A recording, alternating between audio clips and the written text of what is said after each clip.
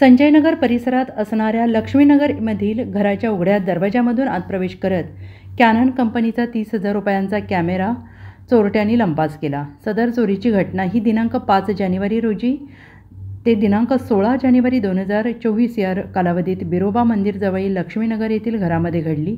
या प्रकरणी ओम रत्नदीप देवळेकर वय वर्ष 25 राहणार मूळ चिपळूण सध्या सांगली यांनी संजयनगर पोलीस ठाण्यात फिर्याद दिली। ओम देवळेकर हा मूळचा रत्नागिरी जिल्ह्यातील असून तो सध्या सांगलीमधील लक्ष्मीनगर येथील अप्पासाहेब उमरे यांच्या घरी भाड्याने राहतो।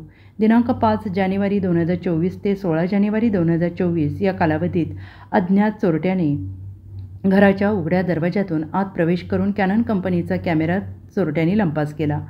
सदर चोरीची घटना निदर्शनास आल्यानंतर देवळेकर यांनी संजयनगर पोलीस ठाण्यात फिर्याद दिली आहे। Bureau report SBN Marathi, Sanjaynagar.